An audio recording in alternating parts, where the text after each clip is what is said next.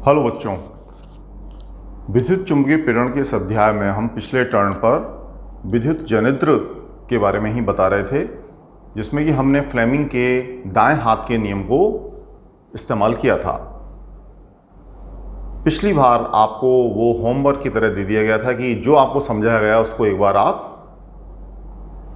Fleming का दाएं हाथ का नियम लगाने की कोशिश करिए। आज मैं फिर से वही सब चीज़ें दोहराऊंगा एवं उसके बाद में इस कुंडली के जो बचे हुए आधा घूर्णन है उसके बारे में आपको जानकारी दी जाएगी। तो सबसे पहले तो वही फ्लेमिंग का दाएं हाथ का नियम अपन एक बार फिर से रिकॉल कर लें। सबसे पहले आपको दायां हाथ क्लियर होना चाहिए अपना। उसके बाद तीनों उंगलियों को एक दूसरे के लंबवत इस तरह से करें कि अंगूठा आसमान की तरफ, तर्जनी सीधे मेरी आंखों की सीध में, और ये जो मध्यमा है वो आपके तरफ यानी कैमरे की तरफ जा रही है। तो तीनों को एक दूसरे के लंबवत करिए। अंगूठा किसको बताएगा? गति को।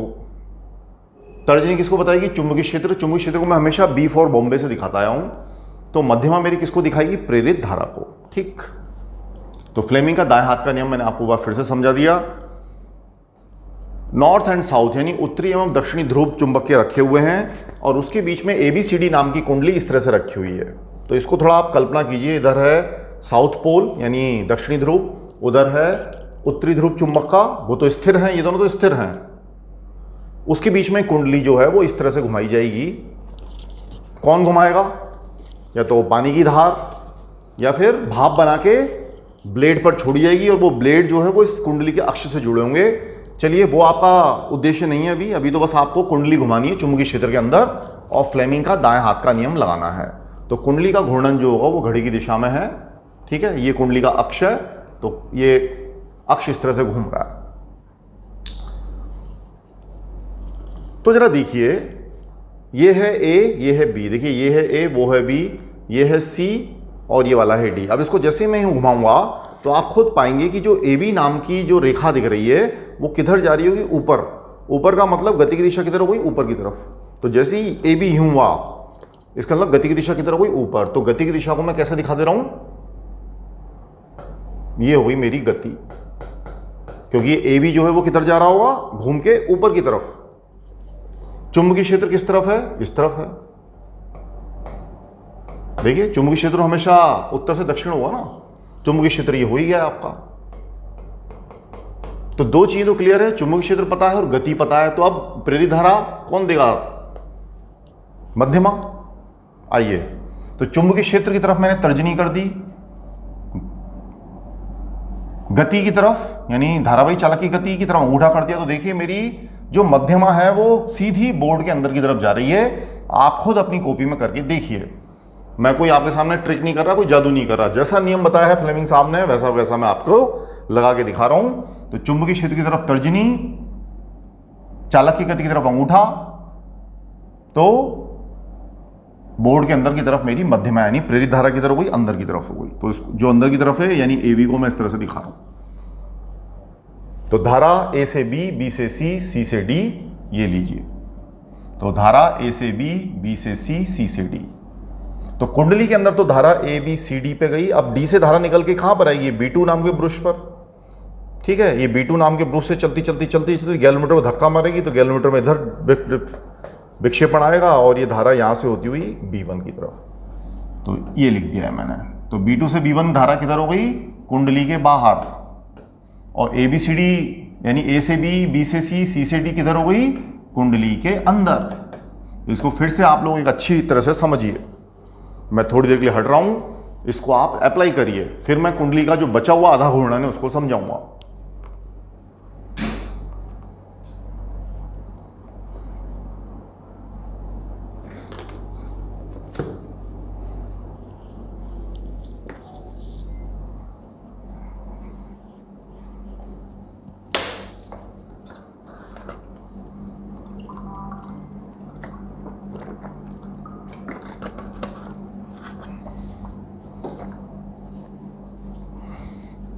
तो मुझे उम्मीद है आप सबको स्थितियां समझ में आई होंगी। ये दोनों स्थिर चुंबक हैं, उनके बीच में कुंडली को इस तरह से घुमाया जा रहा है दक्षिणावर्त दिशा में। तो जो AB है वो ये हो गया, BC ये हो गया, CD ये हो गया। ठीक है जी। तो जैसे ही AB को यूं घुमाएंगे तो वो किधर जाएगा? ऊपर। इस पर स्पर्श डालिए, वो ऊपर। तो चालक की गति ऊपर, चुंबकीय क्षेत्र इधर तो प्रेरित धारा की दिशा अंदर की तरफ, अंदर को कई बार क्रॉस से दिखाते हैं, तो प्रेरित धारा की दिशा अंदर की तरफ जाएगी, यानी अंदर कैसे दिखा जाएगा, ए से बी, यानी यहां ए से बी की तरफ धारा जा रही है। तो ए से बी से सी से डी, इस तरह से तो धारा कुंडली में बहेगी। तो ए से बी से सी से डी कुंडली के अंदर, और कुंडली के बाहर जरा खुद देखिए, जब धारा में घूम के आएगी तो ये B2 ब्रश है। तो हम पहले आधे घूर्णन को देख चुके हैं, अब हम दूसरा आधा घूर्णन इसमें समझाने जा रहे हैं। बच्चों यहाँ पर थोड़ा लाइट का फ्लक्चुएशन हो रहा है, इसलिए थोड़ा सा हमको एडिट करना पड़ रहा है, 3-4 बार लाइट चली गई है, इसलिए थोड़ा सहयोग करिए। बारिश के चलते आप भी जानते हैं सब तरफ दिक्कत आ रही है। तो पहला आधा घूर्णन हम कर चुके हैं, जिसमें धारा A B C D तो कुंडली के अंदर और कुंडली के बाहर B2 से B1 गई थी। अब मैं अगला आधा घूर्णन, अगले आधे घूर्णन में क्या हो रहा है, DC जंप करके यूं हो गया, यानी नेक्स्ट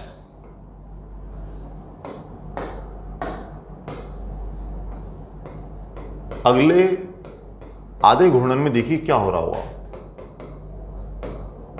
तो अगले आधे घूर्णन में जो ये है वो यूं शिफ्ट हो गया, तो यानी हम ऐसे बना दे रहे हैं, ये हो गया तुम्हारा D, ये हो गया C, ये हो गया B, ये हो गया तुम्हारा A। तो अब हमारा ये बन चुका है D, ये हो गया C। तो जब ये घूम रहा होगा, गति की दिशा तो अभी भी दक्षिणावर्त है, घूर्णन गति तो दक्षिणावर्ती है, तो जैसे ये घूमेगा आपकी बात DC ऊपर की तरफ जाएगा। कौन, DC, ठीक है। DC की गति की तरफ गई ऊपर, ये गति हम किसकी लिखे हैं, DC की। चुंबकीय क्षेत्र तो स्थिर है हमेशा के लिए, है ना। चुंबकीय क्षेत्र को मैं B से दिखा रहा हूं, चुंबकीय क्षेत्र है हमारा। तो जब इसमें फिर से फ्लेमिंग का दाएं हाथ का नियम लगाएंगे, ठीक है जी, तो आपको पता चलेगा जो धारा जो मध्यमा से दिखाई जाएगी वो किधर जाएगी, अंदर की तरफ। तो यानी कि अब की बार जो धारा है वो D से C, C से B, B से A, जबकि पिछली बार तो इस चित्र में दिखा रही है A B C D। तो पिछली बार का क्रम देखिए, A B C D, देखिए C से D, जबकि इधर की तरफ से आ रही है D से C। इसका मतलब इस बार धारा की दिशा बदल गई।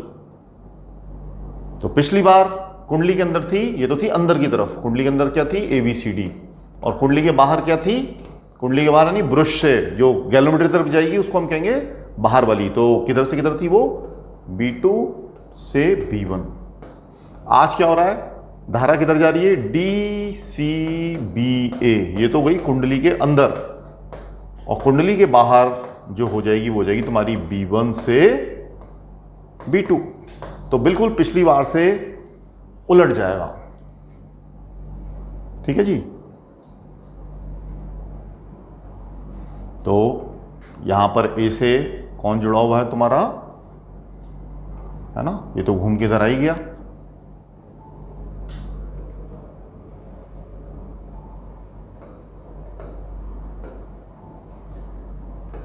तो धारा इस तरह से जारी होगी।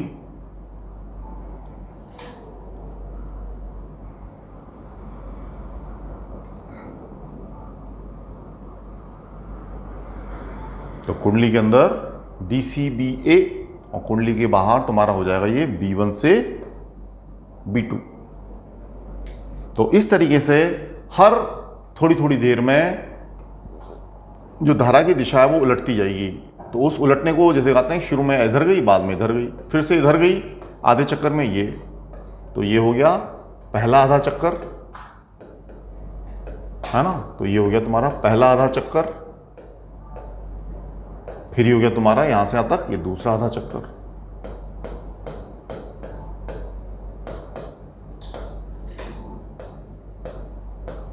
ठीक है जी। तो इस तरीके से प्रत्यावर्ती धारा लगातार अपनी दिशा, इसको हम प्लस बोलते हैं, इसको माइनस बोलते हैं, और इसके सामने यहाँ पे जीरो लिखा होता है। तो जीरो के ऊपर जो है वो प्लस, जो जीरो के नीचे लिखा है वो माइनस। आपके घरों में वाकई में इसी तरह की बिजली आती है मेंस के अंदर, जिससे आप टीवी, फ्रिज, एसी, प्रेस चलाते हैं, उसमें वाकई में इसी तरह की प्रत्यावर्ती धारा आती है। इसमें लगातार धारा की दिशा बदलती रहती है, plus minus plus minus plus minus. हाँ, जो दिष्ट धारा होती है, जो आप रिमोट के अंदर सेल डाल करके इस्तेमाल करते हैं, वो उसकी दिशा नहीं बदलती, वो हमेशा एक ही प्लस में बनी रहती है। पर अभी तो हम प्रत्यावर्ती धारा जनित पढ़ा रहे हैं, तो उसमें भी आप ये भी ध्यान रख लें कि जो आपकी धारा है वो समय के साथ, इधर लिखा जाएगा धारा और इधर लिखा जाएगा समय।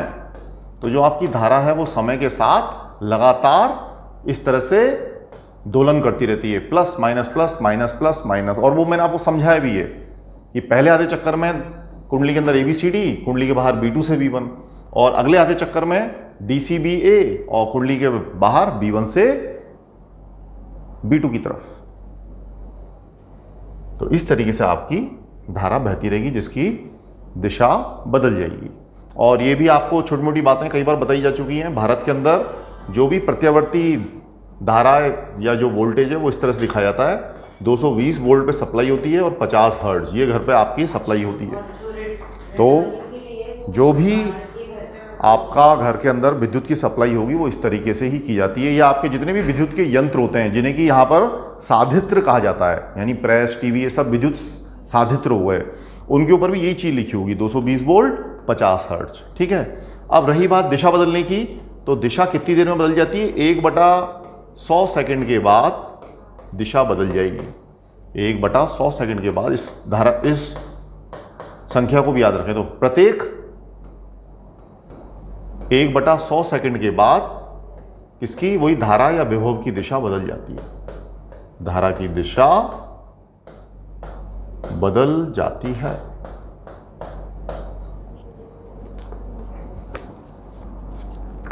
तो ये सारी जानकारी आपको पेज नंबर 264 और 265 पर दे रखी है। तो पेज नंबर 264 और 265 को मैंने आपको समझाने की कोशिश की है, किसके माध्यम से?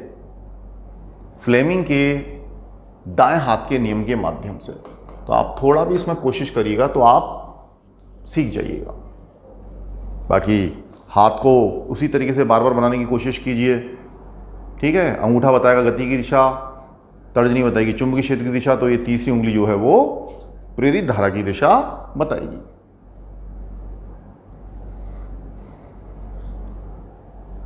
कितने मिनट की हो रही सर? अच्छा, उसमें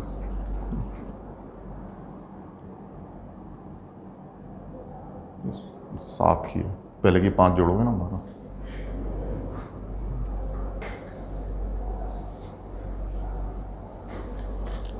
ठीक है, मैं कुल ले लेता हूँ।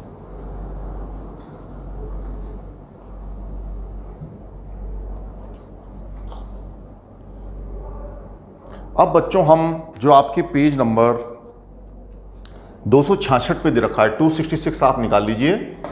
तो उस विद्युत परिपथ का कुछ जानकारी हम आपको दिए दे रहे हैं।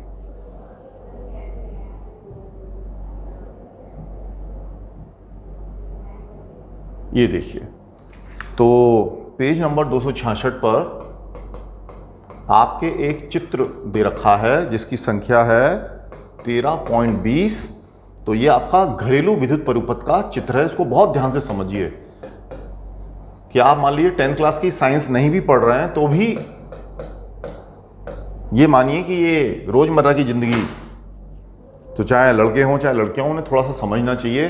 क्योंकि बिजली और पानी का साथ तो बेटा ऐसा है कि ज़िंदगी भर हमेशा साथ रहेगा। 24 घंटे आपको बिजली पानी की ज़रूरत पड़ती है। तो जान बचाने के लिए या आपको बिजली का झटका ना लगे उसके लिए इस परिपथ को ध्यान से समझिए। देखिए इसमें 3 तार दिखा रखे हैं, एक तो हरा, एक लाल और एक काला। तो लाल तो आप हर जगह जानते हैं खतरे का निशान होता है। ट्रेन भी चलाते हैं तो रेड सिग्नल, या गाड़ी स्कूटर चलाते हैं तब भी तो लाल सिग्नल आप नहीं तोड़ते। तो यहाँ भी वो लाल एक तरह से खतरे का ही निशान है। आपको जब भी झटका लगेगा तो इस लाल तार की वजह से ही लगेगा, क्योंकि उस लाल तार में जिसको कि धनात्मक तार भी कहते हैं, और ये जो छोटे दर्जे के मिस्त्री वगैरह होते हैं उसको गर्म तार भी कहते हैं। ठीक है। तो जो लाल तार है यही वो झटका है जो आपको लगता है। लाल तार को जब भी छू दीजिएगा आपको 220 वोल्ट का झटका लगेगा। तो कभी भी किसी जगह पर तार के ऊपर लाल रंग की प्लास्टिक चढ़ रही हो तो उसमें भी ये मान के चलिएगा कि 220 वोल्ट है ना। या आपकी किताब में क्या शब्द दिखा रखा है? विद्युन्मय, यानी उसके अंदर विद्युत है, विद्युत सहित तार है। तो गर्म तार तो कौन कहता है उसको? ये लोकल मिस्त्री।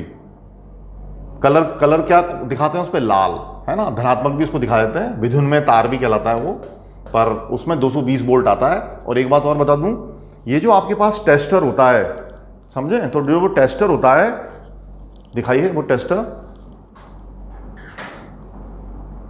ये देखिए, ये टेस्टर होता है 25-30 रुपए का बाजार में मिल जाता है। घर में होना जरूरी होता है क्योंकि बारिश के दिनों में कूलर या फ्रिज के आसपास थोड़ा भी नमी होती है तो वहाँ करंट आने लग जाता है। तो कम से कम घर में आप विज्ञान पढ़ रहे हैं तो इतना तो ध्यान रखिए कि भाई घर के और लोगों को जान से बचाएं। तो किसी भी बिजली के उपकरण के आसपास इसको आपको बॉडी पे टच करा लेना चाहिए। यदि वो लाल दिखा रहा है इसका मतलब खतरे की बात है, आप उसको मिस्त्री को दिखाइए। तो जब भी इस तरह के टेस्टर की को हम इस लाल तार पे टच करेंगे यहाँ पर, तो वहाँ पर इसका बल्ब जल जाएगा, मतलब खतरे का निशान है वो। ठीक है जी। तो किसी भी प्रेस, एसी या कूलर की बॉडी पर यदि वो लाल बल्ब जल जाए इसको लगाने पर, इसका मतलब वहां पर करंट लीक कर रहा है, तो वो आपकी खतरे की घंटी है। तो लाल तार तो ये था, ठीक है, उस पर 220 वोल्ट होता है। फिर ये काला तार, तो जो काला तार है इसको हम माइनस तार कहते हैं। ठीक है जी। इसमें लगभग 0 वोल्ट होता है ना। आपकी किताब वाला तो 0 वोल्ट ही बोल रहा है, मैं तो थोड़ा 0.1 मानता हूं, पर एनीवे आपकी किताब वाले को सही मानिए। तो काला तार है, ऋणात्मक तार है, या इसको ठंडा तार भी कहते हैं। ठीक है जी। और आपकी किताब वाले ने इसके लिए क्या शब्द ले रखा है? उदासीन तार। उदासीन, इसको बोल दिया उसने उदासीन। तो जब भी कोई प्रेस, टीवी है, हमेशा इन दोनों के बीच में ही लगाया जाता है, क्योंकि ज़्यादातर उपकरणों में तो 2 ही टर्मिनल वाले तार आपके होते हैं। तो जैसे मैं आपको एक छोटा सा दिखाता हूं उदाहरण। जैसे ये है हमारा, तो इसमें बस ये 2 ही, एक उदासीन के लिए और एक वैद्युन्मय के लिए। ठीक है जी। तो ज़्यादातर उपकरणों में तो 2 ही तार होते हैं, उससे भी चल जाता है काम। फिर आप कहेंगे तीसरे तार की क्या जरूरत है? हाँ बेटा, तीसरा तार हमारी अपनी जान बचाने के लिए। तीसरे तार के नहीं होने पर उपकरण तो चलेगा, पर कभी साधित्र या उपकरण यानी प्रेस या फ्रिज के अंदर यदि ये लाल वाला तार यदि उसकी बॉडी से छू गया, उसकी धातु की बॉडी से छू गया, तो फिर उस बॉडी पर जैसे ही आपकी उंगली लगेगी तो आपको झटका लग जाएगा। उस चीज से आपकी जान बचाने के लिए साधित्र के बॉडी आवरण पर हम ये अर्थ वायर या ग्राउंडिंग वायर लगा देते हैं। ठीक है जी। तो तीसरा जो है वो हमारी सिर्फ जान की सुरक्षा के लिए है, कि कभी किसी बॉडी से करंट लीक कर जाए, कूलर या फ्रिज या वॉशिंग मशीन की, तो वो तुम्हारी शरीर में जाने के बजाय वो सीधा अर्थ यानी पृथ्वी की तरफ चला जाता है। तो वो जो हरा तार है वो हमारी जान बचाने के लिए है, पर लाल और काला तार जो है वो साधित्र को, यंत्र को चलाने के लिए। बाकी का हम अगले पीरियड में बताएंगे, तब तक आप इसको देख लीजिए।